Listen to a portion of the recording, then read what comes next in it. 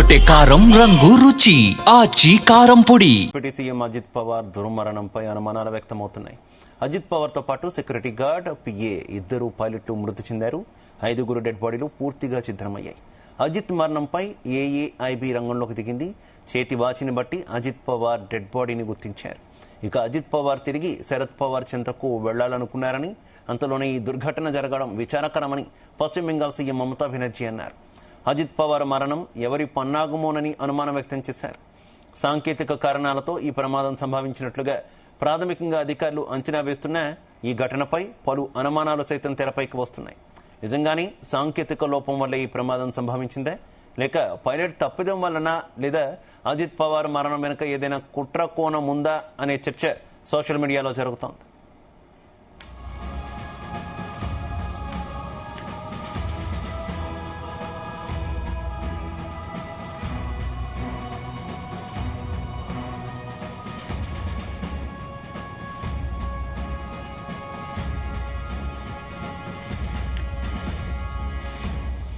NCP నేత, మహారాష్ట్ర ఉప ముఖ్యమంత్రి అజిత్ పవార్ మరణంపై పలువురు అనుమానాలు వ్యక్తం చేస్తున్నటువంటి పరిస్థితి. మళ్ళీ అజిత్ పవార్ శరద్ పవార్తో కలవాలని అనుకున్నారు. ఈ నేపథ్యంలో ఈ ప్రమాదం జరిగింది. దీనిపై అనుమానాలు వ్యక్తం చేస్తున్నారు పశ్చిమ బెంగాల్ ముఖ్యమంత్రి మమతా బెనర్జీ. ఇక పలువురు కూడా కొన్ని అనుమానాలు వ్యక్తం చేస్తున్నటువంటి పరిస్థితి. అయితే విమానం మాత్రం ప్రమాదవశాత్తు సాంకేతిక లోపంతోనే కూలిందంటూ కూడా ఇప్పటికే డీజీసీఏ కూడా స్పష్టం చేసినటువంటి పరిస్థితి. ఇక ఇదే విషయానికి సంబంధించి మరింత సమాచారం మా చీఫ్ న్యూస్ కోఆర్డినేటర్ రాధాకృష్ణ అందిస్తారు. రాధాకృష్ణ. Good afternoon Shiva. ఈ రోజు ఉదయం 8:40 బారామతి సమీపంలో ఏదైతే స్పెషల్ చార్టెడ్ ఫ్లైట్ క్రాష్ అయిందో దానికి సంబంధించి ఆ ప్రమాదంలో మహారాష్ట్ర డిప్యూటీ సీఎం గా ఉన్నటువంటి అజిత్ పవార్ మృతి చెందాడు. సో ఇది ఒక రకంగా పెను ప్రమాదం. ఎందుకంటే ఒక రాష్ట్ర డిప్యూటీ సీఎం మరణించడం, అందులోనూ దేశంలోనూ మహారాష్ట్రలోనూ అత్యంత కీలకమైన ప్రభావం చూపేటువంటి రాజకీయ నాయకుడు, అందులో అధికారంలో ఉన్నటువంటి డిప్యూటీ సీఎం గా అంటే నంబర్ 2గా ఉండి మహారాష్ట్ర అధికారంలో నంబర్ 2గా ఉన్నటువంటి అజిత్ పవార్ ఆ విమాన ప్రమాదంలో మృతి చెందడం ఇప్పుడు సంచలనంగా మారుతోంది. ఒకవైపు ప్రమాదం ఇది ఎలా జరిగింది అనే ఒకవైపు విచారణ కొనసాగుతుండగా, డీజీసీఏ సాంకేతిక లోపంతో ఈ ప్రమాదం జరిగిందని చెప్పేసి చెప్తా ఉండగా, మరోవైపు మాత్రం ఈ యొక్క మొత్తం ఈ యొక్క ఎపిసోడ్ పైన రాజకీయంగా కూడా తీవ్ర సంచలన ఆరోపణలు వస్తోంది. దానిలో ముఖ్యంగా పశ్చిమ బెంగాల్ ముఖ్యమంత్రిగా ఉన్నటువంటి మమతా బెనర్జీ చేసిన వ్యాఖ్యలు ఇప్పుడు తీవ్ర రాజకీయంగా చర్చనీయాంశంతో పాటు దుమారాన్ని కూడా రేపుతున్నాయని చెప్పవచ్చు. ఎందుకంటే అజిత్ పవార్ ప్రమాదం వెనుక ఏదో కుట్ర కోణం ఉందని చెప్పేసి ఒక ఆరోపణ చేశారు. సో ఎందుకంటే ఇటీవల కాలంలో జరుగుతున్న మహారాష్ట్రలో అంతర్గతంగా అనేక రాజకీయ పరిణామాలు జరుగుతూ ఉన్నాయి. దాంట్లో భాగంగా అజిత్ పవార్ ప్రస్తుతం ఉన్నటువంటి కూటమిలో అత్యంత కీలకమైన వ్యక్తి, అందులోనూ డిప్యూటీ సీఎంగా ఉన్నాడు. అయినప్పటికీ అతనిలో అసంతృప్తి ఉంది. సో దాంతో పాటుగా తనకు రాజకీయ గురువు అయినటువంటి ఏదైతే ఎన్సీపీని స్ప్లిట్ అయి బయటకు వచ్చాడో, సో అజిత్ పవార్ ఎన్సీపీగా ఉన్నాడు. సో తిరిగి తన యొక్క బాబాయ్ గురువు, రాజకీయ గురువు, అందులోనూ బాబాయ్ అయినటువంటి శరద్ పవార్ తో తిరిగి చేతులు కలపాలనుకుంటున్నాడు. అలాంటి ఆలోచనలు చేస్తా ఉన్నాడు. సో ఇటీవల కొంత రాష్ట్రంలోని కూటమి తీసుకున్న నిర్ణయాలు కావచ్చు, కొంత రాజకీయంగా అతను కొన్ని అసంతృప్తిలో ఉన్నాడు. ఈ నేపథ్యంలో మరొకసారి ఎన్సీపీ తన గురువు, పొలిటికల్ స్ట్రాటజిస్ట్, అదేవిధంగా పొలిటికల్ గురువు, మార్గనిర్దేశకుడు అయినటువంటి శరద్ పవార్ తో కలిసి పార్టీని స్ట్రెంథన్ చేయాలి, భవిష్యత్తులో పార్టీని మరింత అంటే శరద్ పవార్ కావచ్చు, అజిత్ పవార్ కావచ్చు, ఇద్దరి మధ్య ఉన్న పొరపచ్చాలు తొలగించుకొని పార్టీని మొత్తంగా ఒక చేస్తే భవిష్యత్తులో ఈ ఎన్సీపీనే మళ్ళీ తిరిగి అధికారంలోకి వచ్చే అవకాశం ఉంటుంది. కాబట్టి ఆ వైపుగా అజిత్ పవార్ ప్రయత్నాలు చేస్తున్నాడు. ఈ మధ్య తరచూ శరద్ పవార్ తో, అదేవిధంగా ఎంపీగా ఉన్నటువంటి సుప్రియా సులేతో కూడా మంచి సంబంధాలు కలిగి ఉన్నాడు వ్యక్తిగతంగా. ఎందుకంటే రాజకీయంగా ఇద్దరు భేదాభిప్రాయాలు ఉండొచ్చు, కానీ కుటుంబ పరంగా కావచ్చు వాళ్ళ మధ్య సన్నిహిత సంబంధాలునే. తరచూ ఏదైనా కుటుంబాల సభ్యుల మధ్య ఒక ఐక్యత కోసం ఏదైనా ఫంక్షన్స్ అయినప్పుడు కూడా కలిసిన పరిస్థితి ఉంది. మంచి ఒక బాండింగ్ అవుతుంది. ఈ నేపథ్యంలో ఇటీవల కాలంలో తరచూ పార్టీని మళ్ళీ ఒకటి చేస్తే బాగుంటుంది, ఈ విభేదాలు ఎందుకు, ఎన్సీపీని రెండుగా ఉన్నాయి కాబట్టి ఒకటిగా ఎన్సీపీ ఒకటే పార్టీగా ఉంటే బాగుంటుంది అనే ఒక ఆలోచనలో ఇటు శరద్ పవార్ కావచ్చు, అదే సందర్భంలో ఇటు అజిత్ పవార్ కూడా ఒక ఫైనల్ నిర్ణయానికి వచ్చినట్టున్నారు. సో దీనికి సంబంధించి త్వరలోనే ఒక ప్రకటన ఉండబోతోంది. సో అందరూ కలిసి పార్టీని మరింత బలోపేతం చేసి ఒకే నిర్ణయంపై, ఒకే వేదికపై ఉండాలని అనుకుంటున్న తరుణంలో ఈ ప్రమాదం జరిగింది అనేది మమతా బెనర్జీ ఆరోపణగా కనబడుతోంది. సో మొత్తంగా కూడా ఇప్పుడు మమతా బెనర్జీ చేసిన ఒక ఏదైతే ఆరోపణలు ఉన్నాయో అది దేశవ్యాప్తంగా సంచలనం జరుపుతా ఉన్నాయి. ఎవరు అసలు దీని వెనుక కుట్రకోణం నిజంగానే ఉందా అనే దానిపైన కూడా కొంత విచారణ చేయాలని చెప్పేసి చెప్తా ఉంది. మరోవైపు డీజీసీఏ మాత్రం దీనికి భిన్నంగా ఇది సాంకేతిక లోపంతో విమాన ప్రమాదం జరిగిందని చెప్పేసి ఇటు డీజీసీఏ చెప్తోంది. అయితే ఇందులో మరొక ఆసక్తికర అంశం ఏంటంటే ఏదైతే చార్టర్డ్ ఫ్లైట్ ఓనర్ ఉన్నారో దానికి సంబంధించినటువంటి యాజమాన్యం విఎస్ఆర్ వెంచర్స్ మాత్రం ఒక ప్రకటన చేసింది. అసలు విమానంలో ఇలాంటి సాంకేతిక లోపం లేదు, విమానం చాలా పర్ఫెక్ట్ గా ఉంది, అన్ని రకాలుగా చూసిన తర్వాతే ఆ విమానానికి అనుమతి ఇచ్చాము, అందులోనూ ఎలాంటి ఈ ప్రమాదం జరగడానికి సంబంధించినటువంటి ఎలాంటి కారణాలు కూడా అది లేదు, అది ఎక్కడో తప్పిదం జరిగిందని చెప్పేసి విఎస్ఆర్ వెంచర్స్ ఏదైతే ఉందో ఆ యాజమాన్యం ప్రకటించడం కూడా ఇప్పుడు అంతా కూడా కలకలం రేపుతా ఉంది. డీజీసీఏ వాదన ఒకలాగా ఉంది, సాంకేతిక లోపంతో ప్రమాదం జరిగిందని. మరోవైపు మమతా బెనర్జీ ఆరోపణలు దానికి తగ్గట్టుగానే ఈ విఎస్ఆర్ వెంచర్స్ ఏది ఉందో ఎలాంటి సాంకేతిక లోపం లేదు, విమానం పర్ఫెక్ట్ గా ఉందని చెప్పేసి ఇటు విఎస్ఆర్ వెంచర్స్ ప్రకటించడం ఇదంతా కూడా కొంత రాజకీయంగా తీవ్ర దుమారాన్ని రేపుతా ఉంది. ఎందుకంటే ఇప్పుడున్న పరిస్థితుల్లో మనం దేశవ్యాప్తంగా చూసుకుంటే మహారాష్ట్రలో అత్యంత బలోపేతమైన ప్రభుత్వం కూట ప్రభుత్వం ఏదైతే ఎన్డీఏ బీజేపీ ఆధ్వర్యంలోని కూట ప్రభుత్వం ఉంది. సో సక్సెస్ఫుల్ గా నడుస్తూ ఉంది. ఇలాంటి తరుణంలో ఈ ప్రమాదం జరగడం, అందులోనూ అజిత్ పవార్ కూడా ఎప్పుడో భవిష్యత్తులో ముఖ్యమంత్రి కావాలని అనుకున్నాడు. సో సుదీర్ఘ రాజకీయ ప్రస్థానం ఉంది అజిత్ పవార్ కూడా. ఎందుకంటే అంతా తెర వెనుక ఫస్ట్ ఎన్సీపీ పార్టీకి సంబంధించి అత్యంత కీలకమైన వ్యక్తి శరద్ పవార్ ముందు కనిపించిన తెర వెనుక తీసుకున్నటువంటి అనేక నిర్ణయాల్లో కూడా అజిత్ పవార్ చాలా కీలకమైన పాత్ర పోషించాడని చెప్పవచ్చు. ఎందుకంటే 1991లో రాజకీయ ప్రస్థానం ఏదైతే 91లో అధికారికంగా ఎంపీగా బారామతి నియోజకవర్గం నుంచి ఎంపీగా ఎన్నికాడు. అదే సందర్భంలో అదే సంవత్సరంలో 1991లో ఎమ్మెల్యే కూడా బారామతి నుంచే ఎమ్మెల్యే కూడా ఎన్నికాడు. సో 7 పర్యాయాలు ఎమ్మెల్యేగా ఎన్నికైనటువంటి అజిత్ పవార్ రికార్డు సృష్టించారు. అతను సీనియర్ మోస్ట్ ఎమ్మెల్యే, మొత్తంగా కూడా మహారాష్ట్ర శాసనసభలో అత్యంత సీనియర్ మోస్ట్ గా ఎమ్మెల్యేగా ఉంటూ వస్తున్నాడు. ఇలాంటి క్రమంలో 2022 నుంచి 23 నుంచి కూడా ఇప్పటి వరకు డిప్యూటీ సీఎంగా ఉంటూ వస్తున్నాడు. పలువురు మంత్రుల కేబినెట్ లో మంత్రిగా అంటే ముఖ్యమంత్రుల కేబినెట్ లో మంత్రిగా కూడా పనిచేసిన అనుభవం ఉంది. సుదీర్ఘంగా రాజకీయ ప్రస్థానం ఉంది.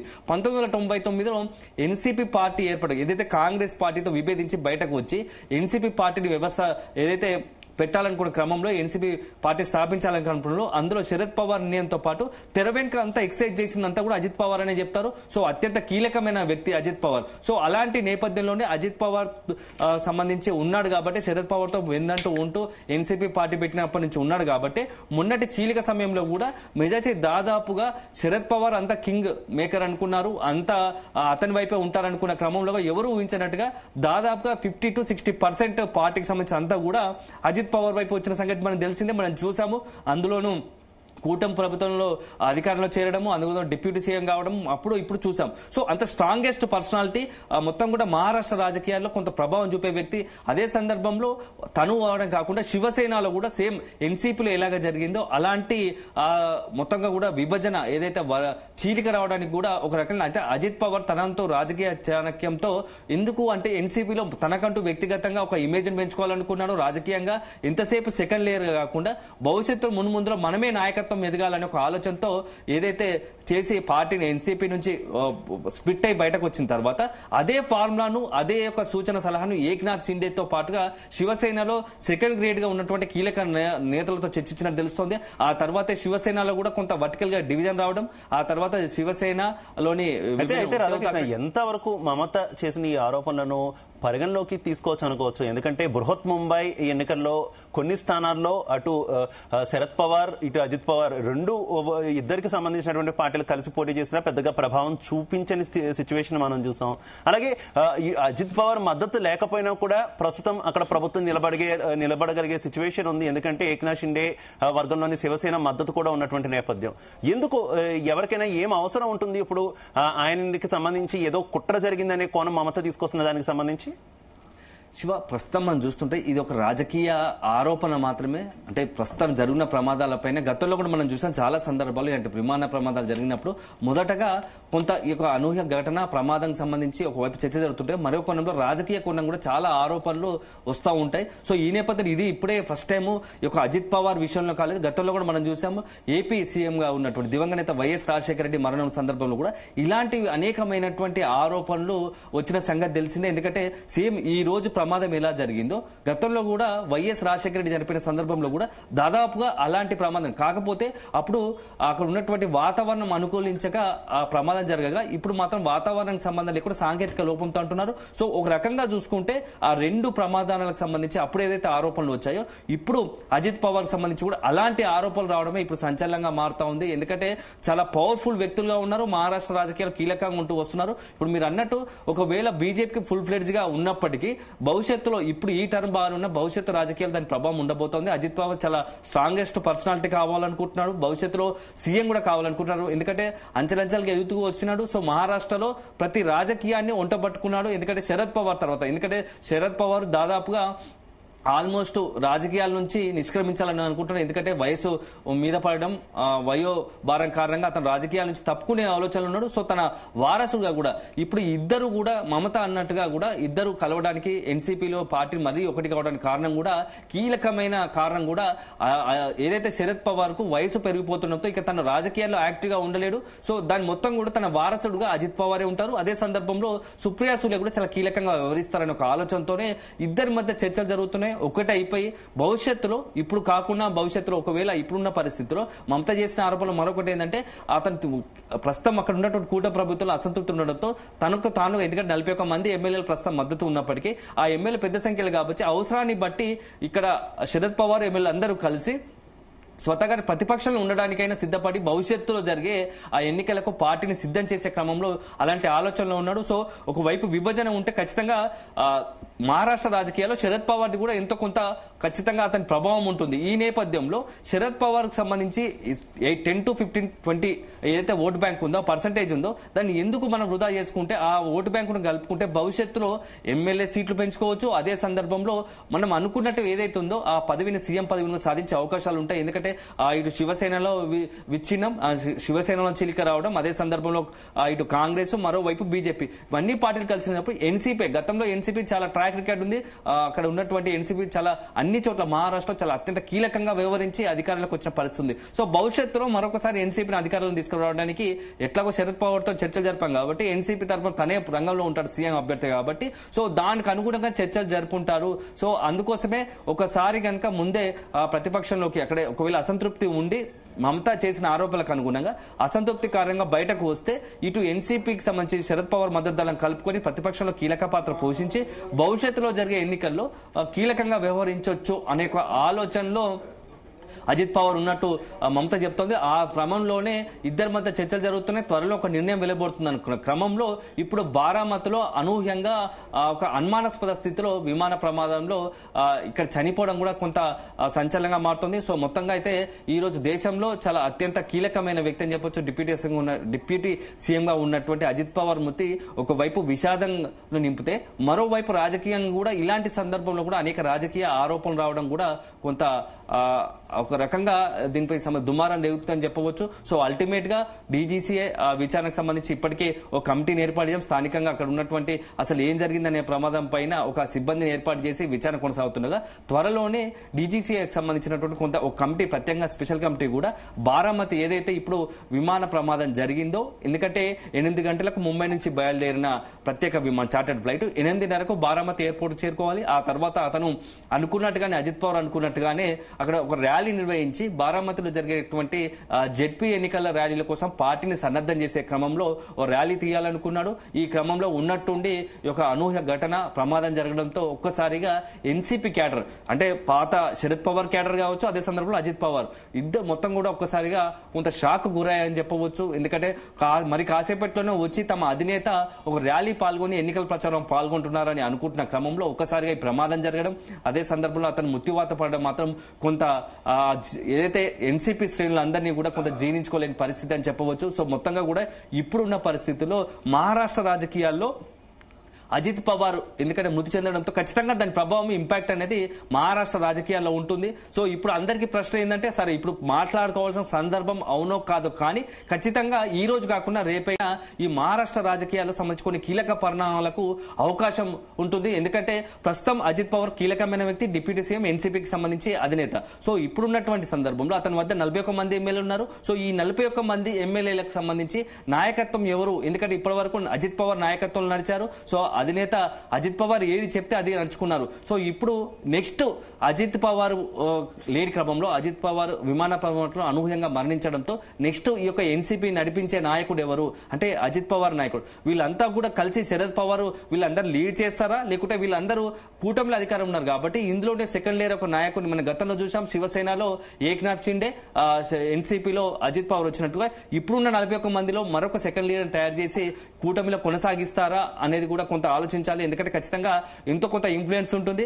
ఈ 41 మంది ఎమ్మెల్యేలకు సంబంధించి మాత్రం కొంత రాజకీయంగా ఎవరి భవిష్యత్తు వాళ్ళు చూసుకుంటున్న క్రమంలో ఈ 41 మందిలో చీలిక కూడా వచ్చే అవకాశం లేకపోలేదు. అదే సందర్భంలో ఇప్పుడు శరద్ పవార్ కూడా తన గతంలో ఉన్నటువంటి సన్నిహిత సంబంధం కారణంగా 41 మంది ఎమ్మెల్యేలను తిరిగి ఒక్క పార్టీగా చేర్చే అవకాశాలు ఉంటాయా, లేకుంటే నిజంగానే వీళ్ళు కూటమి తరపున పోటీ చేశారు కాబట్టి బీజేపీ వీళ్ళందరికి సంబంధించి ఒక నాయకుడిని ఎన్నిగేసి ఆ తరపున ఎన్సీపీని అదే కంటిన్యూ చేస్తుందా, ఇలా రకరకాల అనేక ప్రశ్నలు సందేహాలు ఇప్పుడు ఎన్సీపీ క్యాడర్లోనూ అదేవిధంగా మహారాష్ట్రలో సామాన్యునికి కూడా దేశవ్యాప్తంగా అనేక సామాన్య ప్రజలు కూడా వెలువడుతున్న పరిస్థితి. అసలు అతని మృతిపై ఒక అనుమానాలు సందేహాలు కలుగుతున్నాయి. అదే సందర్భంలో నెక్స్ట్ ఎన్సీపీ భవిష్యత్ ఏంది అజిత్ పవార్ గారికి సంబంధించి, ఇదే సందర్భంలో కురువృద్ధుడుగా ఉన్నటువంటి శరద్ పవార్ ఏం చేయబోతున్నాడు, ఇవంతా కూడా కొంత మహారాష్ట్ర రాజకీయాలకు సంబంధించి అదేవిధంగా దేశవ్యాప్త రాజకీయాలు. ఎందుకంటే ఎప్పుడైతే శరద్ పవార్ దేశవ్యాప్తంగా అంతా ఒకవైపు కాంగ్రెస్ సంబంధించి కూటమిలో చాలా క్రియాశీలకంగా ఉంటూ కాంగ్రెస్ లో అత్యంత ప్రభావం చూపే దేశవ్యాప్తంగా ప్రభావం చూపే నాయకుడుగా ఉన్నటువంటి శరద్ పవార్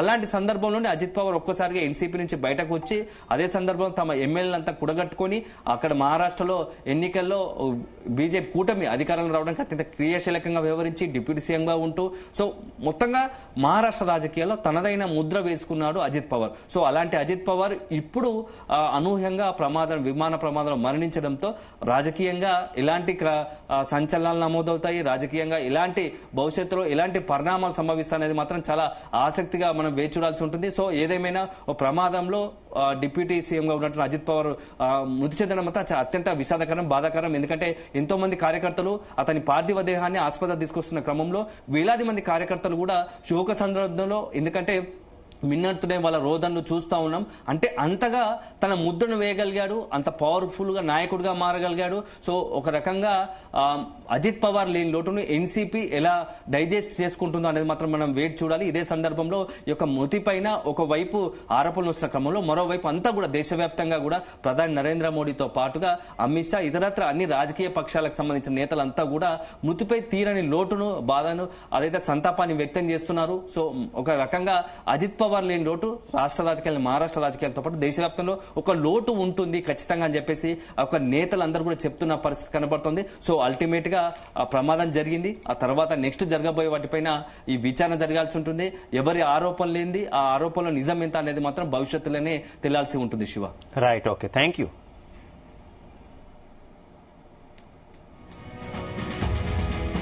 గుమగుమల వంటలే వంటలే తెరకొట్టే కారం రంగు రుచి ఆచి కారం పొడి.